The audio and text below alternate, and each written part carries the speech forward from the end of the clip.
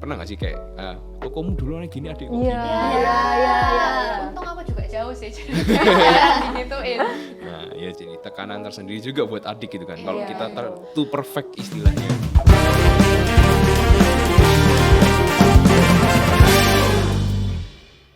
Halo semuanya, aku Sheni. Aku Widya. Nah, akhirnya kita ketemu nih di konten pertama Arah Pulang. Kita bakal bahas apa sih, Wid, hari ini? Nah, jadi untuk ini ya, konten pertama, episode perdana, jadi kita akan membahas mengenai keluarga. Tapi kita ada judul nih, judul episodenya kita AADK, ada apa dengan keluarga. Jadi ya itu, secara generalnya kita akan membahas mengenai keluarga gitu. Makanya, kayak kita baru konten pertama, tapi udah berat aja, Wid, Yes, bahasannya. kita udah mau deep talk. Yes. Nah, hari ini kita kedatangan ada 2 narasumber kita. Kenalan dulu dong di sini. Halo guys. Halo. Hai, thank you for having us. Yeay, asik. Nah, boleh kenalan dulu dong mungkin namanya, terus sama kesibukannya sekarang ngapain gitu. Itu aja kan ya. Halo, nama aku Gracia, kesibukanku sekarang bekerja. Oke, lanjut. Hai, nama aku Felix. Sekarang sibukanku juga bekerja. Oke, ternyata woman and man karir. Independent woman. Iya. Independent man juga sih. Iya. Iya, bener. Nah, hari ini jangan tegang-tegang dong. Iya. Jangan tegang-tegang. Kita hari ini bakal kayak apa ya, ngobrol-ngobrol lebih banyak tentang keluarga gitu. Nah, sebelumnya aku pengen tahu sih kan kita belum tahu nih kayak latar belakang keluarga, tinggal sama siapa gitu kan ya. Boleh cerita sedikit dong, kayak Graci ini sekarang tinggal sama siapa, terus kayak keluarganya isinya siapa aja gitu. Oke. Nah, jadi aku sekarang tuh tinggal sama mama papa kan. Terus keluarga aku serumah itu isi 7. 7 orang. Oke. Aku 5 bersaudara kan. Aku paling pertama, terus adikku ada 4. Ya, kayak gitu sih. Oke. Yang paling kecil umur berapa, Ci? Paling kecil umur 7 tahun. 7 tahun. Oke, berarti beda. Beda sekitar 15 tahunan sama aku. Oke. Ya, kalau aku keluarga 2 anak lebih baik. ya. KB. Cuma 4 orang. Papa, mama, aku anak sulung sama punya adik 1 perempuan. Oh, Perempuan. Umurnya masih 17, barusan 17. Oke, berarti selisih Selisih 7 tahun lah sama aku. 7 tahun? 7 tahun. Oh, loh, 7 semua? Iya, 7 semua. Oh, banyak juga ya Iya, selisihnya. banyak. Oke. Terus nih ngobrol-ngobrol tentang keluarga, kan berarti kalian berdua ini tinggal sama keluarga dari kecil kan ya? Jadi kalau kalian boleh nilai gitu, sebenarnya keluarga kalian itu seberapa sih besar perannya terhadap kehidupan kalian? Terserah mau presentase kah, kayak berapa persen, atau kayak ya deskripsi kayak gitu. Iya. Siapa dulu nih? Oh, Felix dulu. Oh, aku dulu. Ya, gantian. Oke. Ya, kalau buat aku peran keluargaku dalam kehidupanku besar sih. Jadi biasanya kan kita kan kecil tumbuh pasti yang lingkungan pertama kita ketemu pasti keluarga gitu. Jadi keluarga itu yang membentuk prinsip-prinsip dasar hidupku gitu kan. Baru ketika nanti mulai SMA kuliah aku baru mulai mencari-cari tambahan-tambahan sendiri gitu kan. Berarti kalau mau di rating ya mungkin peran keluargaku 7/10 sih dalam 7/10, kehidupanku. Iya. oke. Cukup besar ya berarti. Iya. Oke, kalau Graci? Ya kurang lebih sama sih kayak kok Felix. Kan dari kecil sama keluarga ya mungkin walaupun aku sih kan anak pertama, terus karena adikku banyak mungkin ya sih kayak ya terserah kamu wes mau ngapain aja gitu. Soalnya kan yang biasanya lebih kecil lebih diurus, tau yang besar kayak ya kamu harus bisa sendirilah anggapannya gitu. Terus jadi kayak ya tapi menurutku lumayan besar sih peran keluarga. Kalau misalnya aku misalnya ngekos gitu ya misalnya, kayaknya aku nggak jadi kayak aku yang sekarang ini. Oke. Kalau di rate ya sama sih kurang lebih 7/10 ya. 7/10. Berarti 3 ini lebih ke lingkungan setelah keluarga. Oke. Ngomong-ngomong tentang peran kan, tadi kan cukup besar. Di peran yang 7/10 itu menurut Koko sama Cece lebih besar mama atau papanya Cece yang berperan gitu, yang lebih dominan lah. Iya, kalau dari aku sendiri ini sih tergantung topiknya ya. Maksudnya kayak misalnya dalam tentang prinsip sebagai laki, sebagai kepala keluarga, terus tentang etos kerja, tentang bagaimana berperilaku di masyarakat, kehidupan, aku pasti lebih banyak belajar dari papa sih. Karena ya papa kan juga tumbuh di lingkungan yang mungkin berbeda dengan aku sekarang gitu. Zaman dulu kan mungkin lebih keras, lebih susah gitu. Dan aku jadi belajar banyak bahwa dunia itu tidak seideal itu dari papaku kebanyakan. Dan kalau dari mamaku, aku sendiri lebih banyak belajar tentang memperhatikan seorang, tentang memperhatikan diriku sendiri, menata diriku supaya untuk bisa punya plan dan pokoknya cara hidupnya itu lebih teratur, nggak serampangan. Itu dari mamaku kebanyakan. Ya, gitu sih kalau dari aku. Tapi bisa dibilang perannya seimbang Hampir atau seimbang sih, hampir saling seimbang. melengkapi. Karena jujur papa mamaku memang sifatnya saling melengkapi sih. Jadi aku bisa belajar dari dua-duanya. Oke. Iya. Oke. Kalau Graci? Kalau aku sebanyakan sih dari mama, soalnya kan emang waktu aku kelas 4 itu papaku udah nggak ada. Jadi waktu itu kan masih kecil, maksudnya kayak ya ngerti apa sih aku waktu kelas itu gitu. Jadi banyak dari mama sih. Kayak ya apa caranya kamu nih jadi cewek sing bener, kayak terus bisa apa namanya support keluarga kayak gitu. Pokoknya intinya kalau dari mamiku sih kebanyakan kamu harus mandiri, sama kayak kamu harus bisa jadi contoh buat adikmu kayak gitu sih, kurang lebihnya kayak gitu. Oke. Tapi Graci masih maksudnya kan terakhir berarti kelas 4 itu ya ketemu sama papa.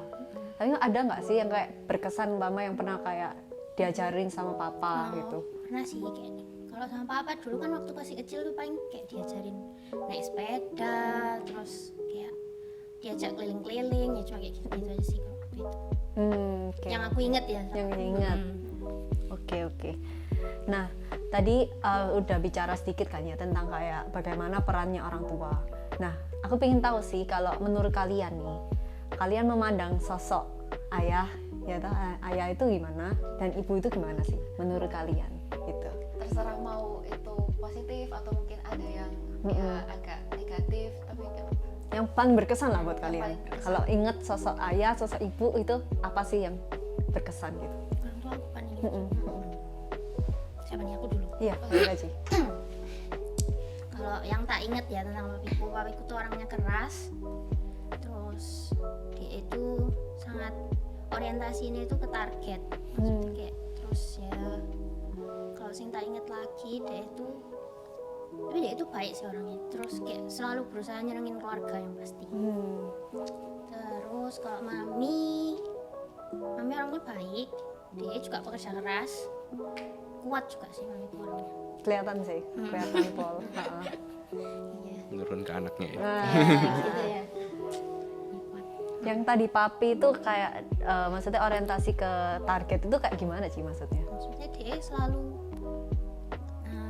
punya target tersendiri. Seingatku ya, dia itu selalu punya target untuk diri sendiri.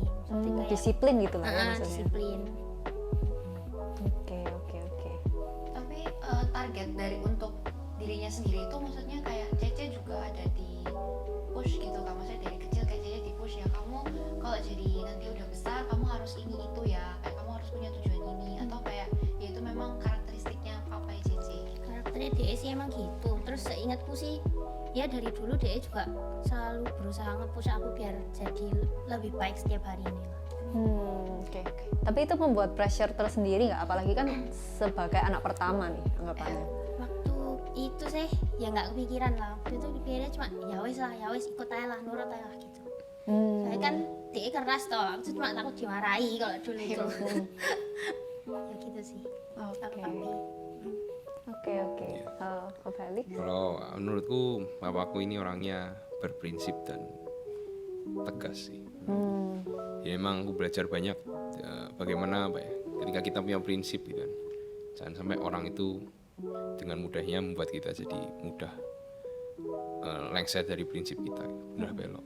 Jadi contohnya disiplin juga sih, emang disiplin, berprinsip, lurus, tegas gitu sih. Aku belajar banyak dari papaku itu. Dan kalau dari mama aku memang lebih ke arah pendengar yang baik, terus juga lebih mau mengerti lah daripada papaku memang. Jadi aku belajar dari sosok mamaku tentang care, tentang pengertian, tentang memperhatikan, tentang mendengarkan lebih dulu sebelum berkomen. Itu memang dari mamaku kebanyakan.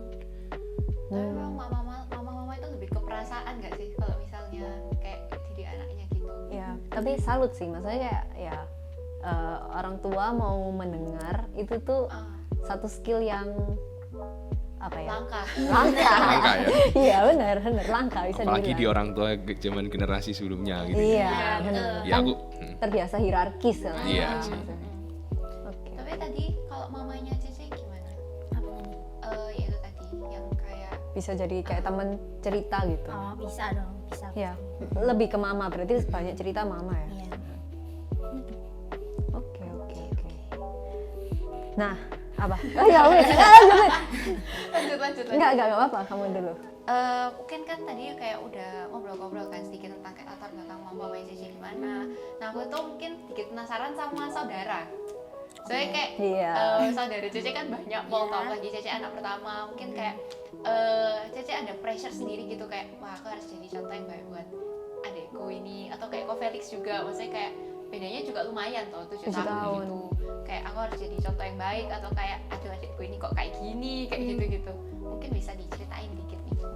Kalau pressure sendiri pasti ada, namanya anak pertama, adikku ayam 4. Terus ya sebenarnya sih kalau dibilang pressure tapi aku lebih ngerasa kayak ya wes lah, ancen maksudnya kayak emang bukan takdir sih, apa ya ngomongnya. Yang jadi Cece harus Iya, gitu. namanya jadi Cece, ya wes ancen gitu nggak sih? Bukan satu pilihan lah ya. anggapannya. Ancen bukan pilihanku kayak gini, tapi ya kayak gini. Adekku pun rasa, menurutku adekku, misalnya adekku yang kedua ini pasti dia punya pressure sendiri toh. Jadi Cece buat adik-adikku yang lain juga. Iya. Harusnya sih sama aja. Tapi kayak mereka itu tipikal yang kayak nge-look up ke kamu, kayak apa ya, maksudnya cukup open ke kamu gitu atau enggak? Atau mereka jalan sendiri-sendiri? Menurutku saya jalan sendiri-sendiri kabeh sih depan. Jalan sendiri-sendiri ya? Jarang sih cerita-cerita kayak gitu. Oke. Mungkin rasa mereka kalau cerita ya ke temen, ya enggak mentak-mentak ke mami wes.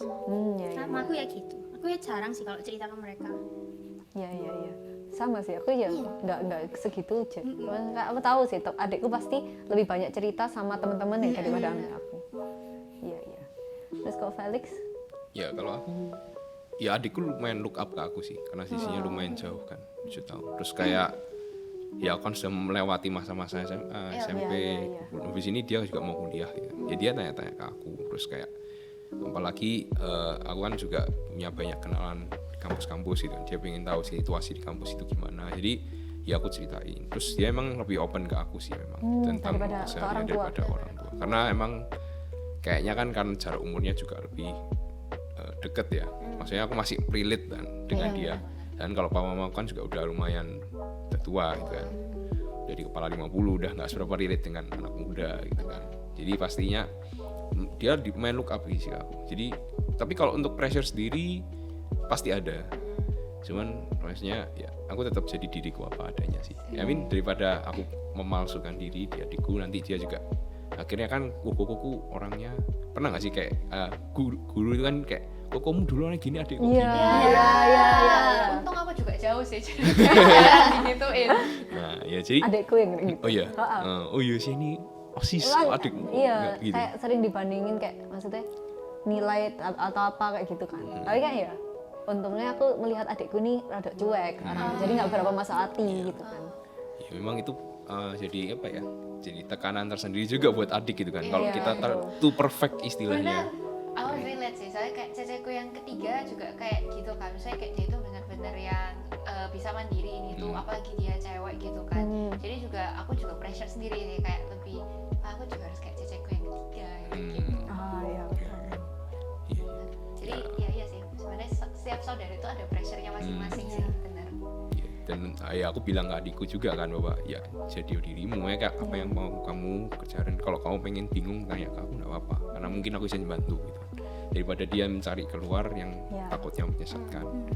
Jadi lebih ke situ sih peranku sebagai kokonya buat dia. Termasuk kalau kayak hal cita-cinta gitu, cita juga.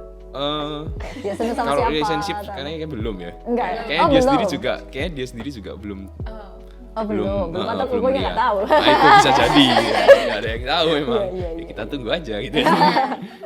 Oke. Dan tadi aku sempat penasaran sih sama aku Felix kan Kak Felix sempat cerita kalau sosok papa itu sosok yang kayak sangat disiplin, tegas gitu kan. Buat seorang anak memahami bahwa ternyata didikannya itu bisa dilihat dari sisi positif kan, oh ini disiplin dan tegas itu kan perlu waktu kan, nggak waktu Nggak kecil langsung. nggak mungkin bisa mengerti kan. Belum pasti. Terus apa yang membuat Kak akhirnya bisa menerima gitu kayak oke, ini emang satu didikan, satu cara didik yang tegas dan ini emang stylenya papaku gitu. Iya, kalau aku sendiri jujur, aku nggak sepenuhnya setuju dengan caranya papaku. Cuman untuk tujuannya emang akhirnya, oh iya, ya, disiplin gitu. Karena sekarang juga aku sadar itu bahwa di dunia kerja kita kalau, apalagi kita anak muda gitu kan, lagi ngetren sekarang kan hustle culture gitu. Betul. Dan hustle culture itu kan menekankan juga kedisiplinan waktu, manajemen waktu yang baik. Karena kalau misalnya kita punya kerjaan utama, punya side job, otomatis kan nggak mungkin kita bagi waktunya agak serampangan karena yang kamu korbankan nanti tidur malah kesehatannya gitu. Ya aku jadi mulai sadar juga bahwa disiplin itu suatu hal yang penting gitu.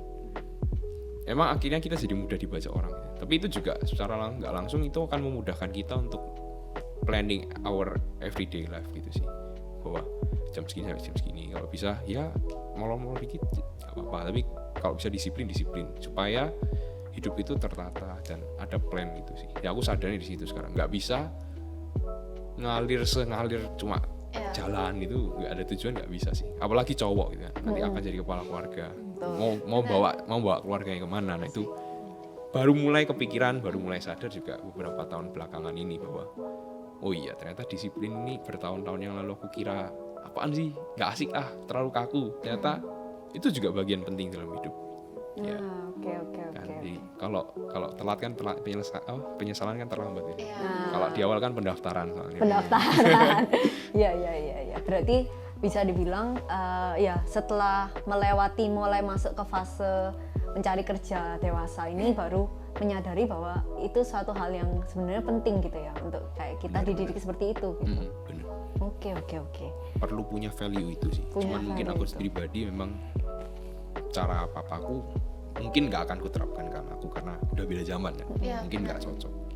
Kalau papa lebih ke apa emang? Fisik atau gimana? Cara disiplininnya itu gimana? Lebih ke ini sih, perkataan. Perkataan. Kalau fisik nggak apa-apa, aku nggak main. Cuman untuk perkataan ya kadang kan lumayan tajam. Gitu. Terus kayak salah yang bertahun-tahun lalu ikut diulangin. Ya, itu. Ya. Tapi itu melatih mental emang jadi baja. Bermental baja dari situ. Oke. Nah, terus setelah tadi teman-teman ceritakan ya tentang keluarga teman-teman, terus kayak karakter orang tua yang kurang lebih kayak gimana gitu kan ya. Sebenarnya apa sih setelah kalian dapat didikan sampai umur segini gitu ya? Apa sih dampaknya gitu? Apa dampak dari didikan orang tua kalian? Baik itu secara positif ataupun negatif gitu. Kalau Graci gimana?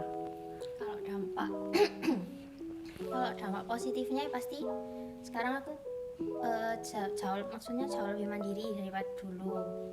Terus kayak aku orangnya tuh gak gampang nyerah jadinya. Kalau dulu waktu kecil tuh seingatku sih aku tuh apa-apa dikit tuh nangis, kayak apa dikit nggak bisa nangis, takut nggak mau gitu. Kalau sekarang tuh kayak lebih ke ya wis lah, ayo bisa gitu, kayak lebih ke jadi bisa nyemangati diri sendiri juga tau. Terus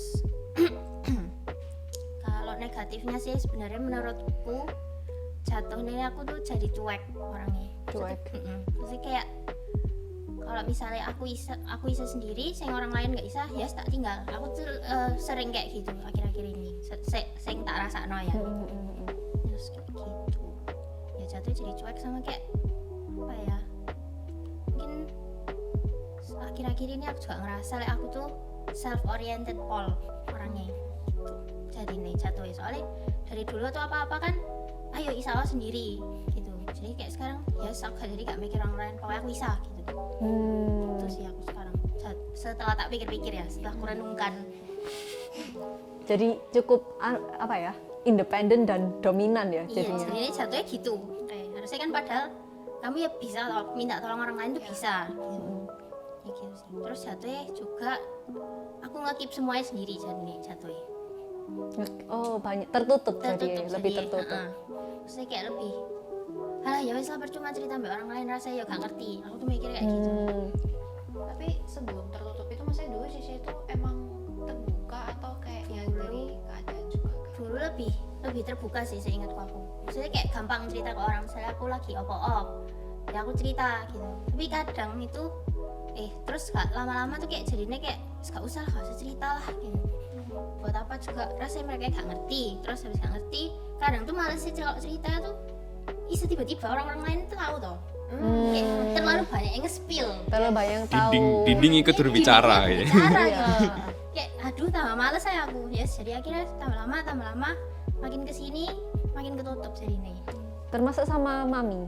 Sama mami makin kesini juga rasa aku semakin lebih tertutup sih. Emang ada satu momen tadi yang membuat akhirnya aku kepentok nih kayak kok ternyata orang nggak ngerti ya sama apa cerita apa, nggak merasa dimengerti gitu, sehingga kamu tertutup gitu. Ada momennya nggak? Ingatku sih ada, tapi mungkin kalau diceritakan belum bisa ini. Oke, nggak apa-apa. Iya.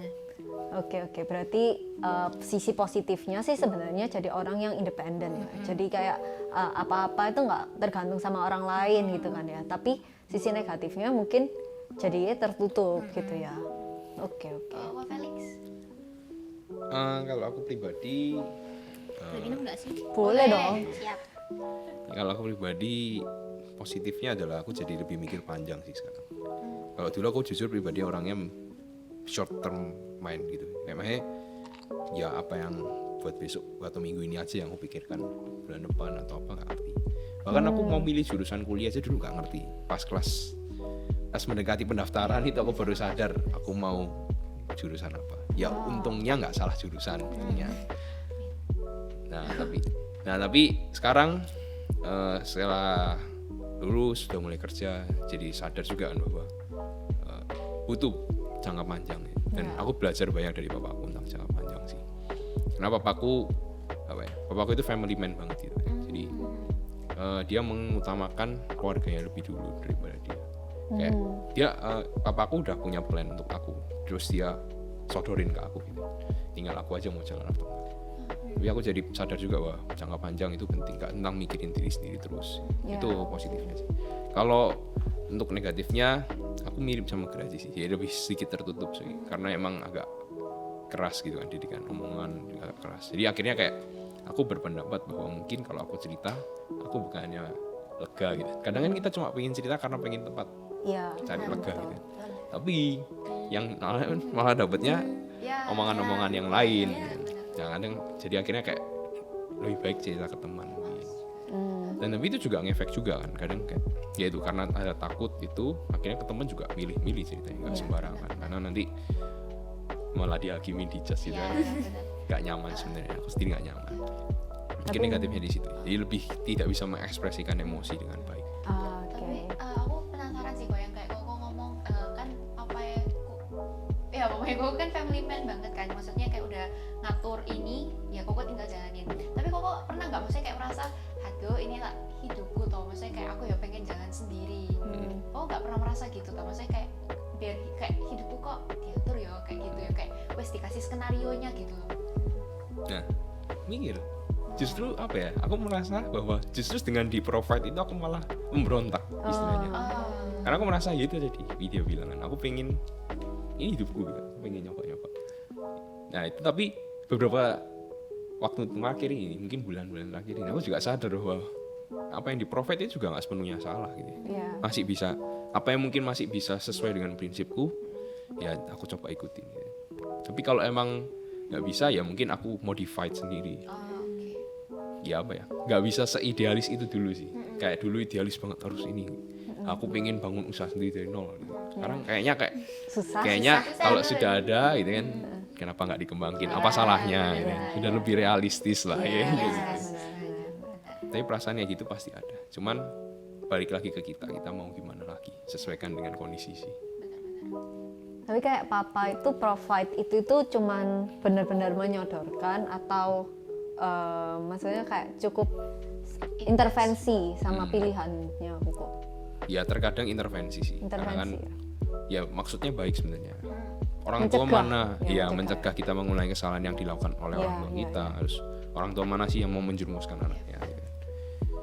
Tapi ya itu lagi tadi, mungkin nanti beberapa tahun lagi setelah aku punya insight yang lebih jauh gitu kan, lebih luas pandangannya, baru sadar wah kenapa enggak juga ya dulu.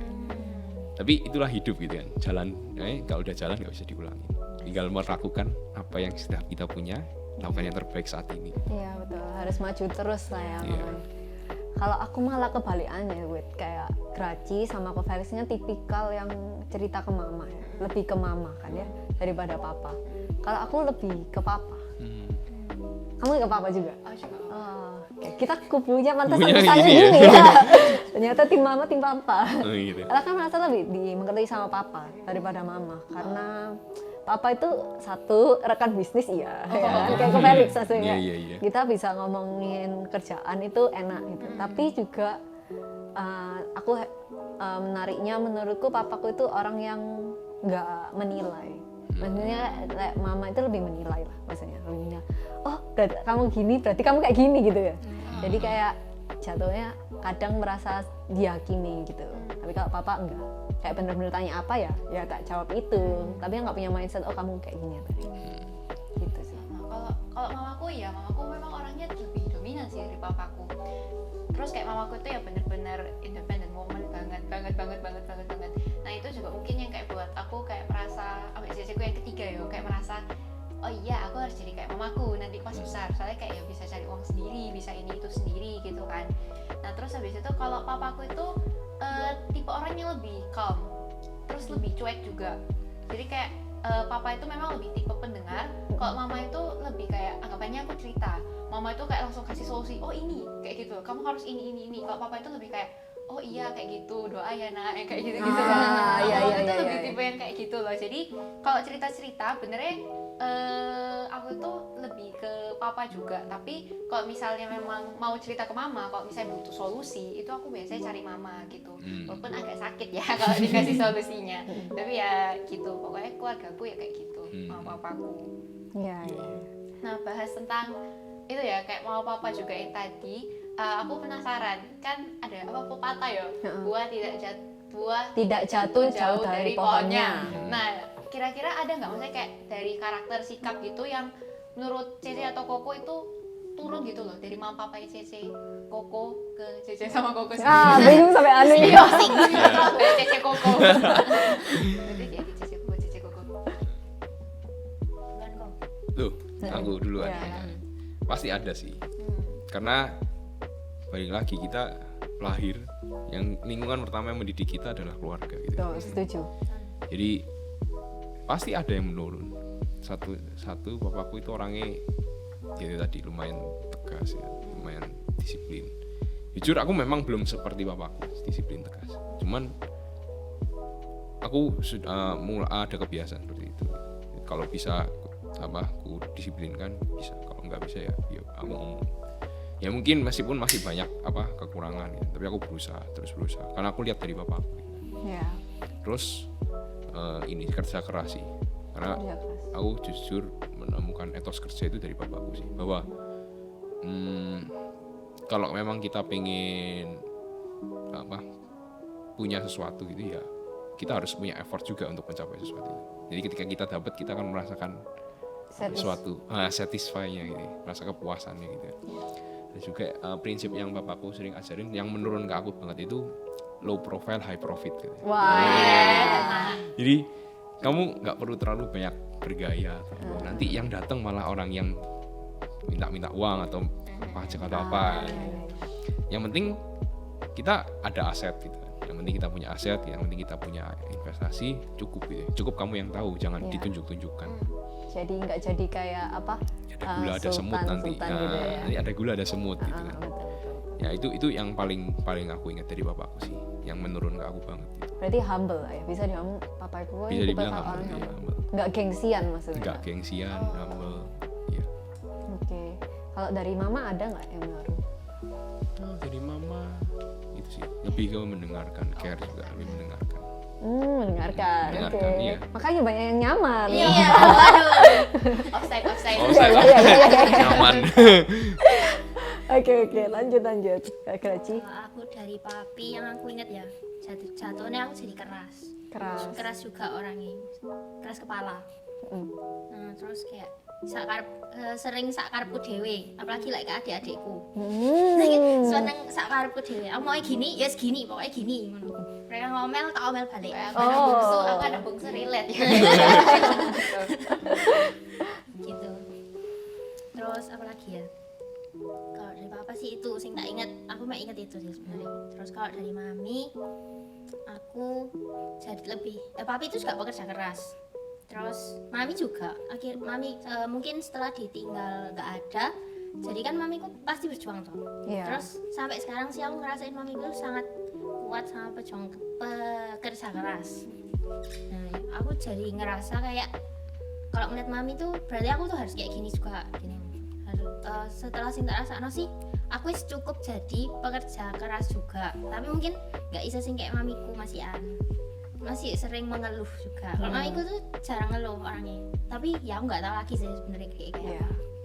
Dia kan di anak-anaknya dia nggak pernah ngeluh. Terus ya jadi berusaha kuat juga sih. Jadi menurutku pribadiku sing sekarang ini jadi lebih kuat menghadapi apapun. Terus kayak mandiri, aku lebih berusaha mandiri sih daripada sing kayak dulu. Oke. Kak Graci ini berarti sekarang tinggal sama papa, panggilnya apa sekarang? Sekarang tetap panggil papi juga sih. Papi juga.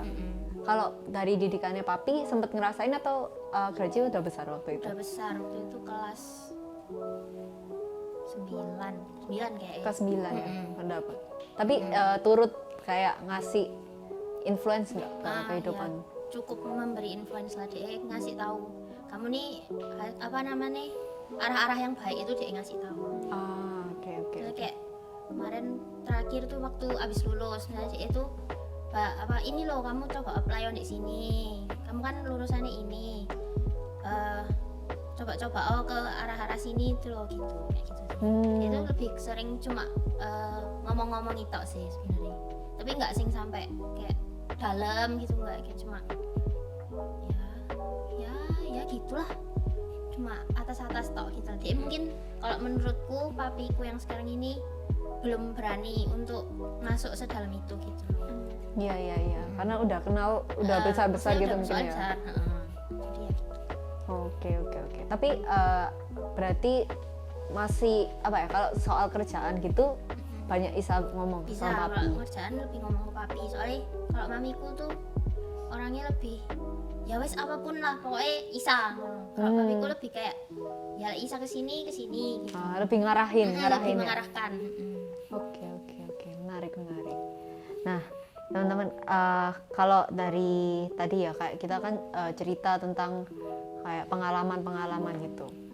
Ada nggak sih satu pengalaman yang menurut kalian itu sebenarnya itu kurang menyenangkan gitu waktu kecil kita alami atau gimana? Tapi itu kayak jadi turning point gitu. Turning point yang kayak membuat kalian itu kayak orang yang sekarang ini gitu di keluarga. Nah, pengalaman apa itu gitu? Waktu masih kecil ini. Boleh maksud sama Udah dewasa. atau yang benar-benar recent lah ya, yang barusan terjadi. Boleh karena faktor apa ya? Mungkin dipengaruhi sama faktor eksternal juga bisa sih. Bahwa kayak dalam masa Usia pandemi. juga sih. Ya. Kira-kira ada nggak satu pengalaman yang jadi turning point kalian gitu? Mikir nih. Iya. Tiba-tiba berat. Berat, Den. Deep banget. Tiba-tiba berat. Kalau aku sendiri sih mungkin ini ya, masa kuliah sih yang paling banyak affecting my life sampai sekarang gitu ya. Karena jujur di kuliah banyak ketemu banyak orang yang bermacam-macam backgroundnya, punya latar belakang masing-masing, cerita macam-macam. Dan dari mereka aku belajar bahwa dunia nggak sesempit tentang yang selama ini aku punya gitu. Dunia itu luas banget dan banyak macamnya dan nggak seideal itu. Aku belajar dari kuliah gitu. Mungkin aku nggak mengalaminya langsung gitu, cuman aku belajar dari teman-temanku. Ada yang mungkin keluarga begini, ada yang mungkin keluarga begitu, atau mungkin aku sendiri yang kayak partner tugas kerja aku ditinggalkan itu akhirnya affecting my life sih. Aku jadi nggak mudah percaya jadinya gitu.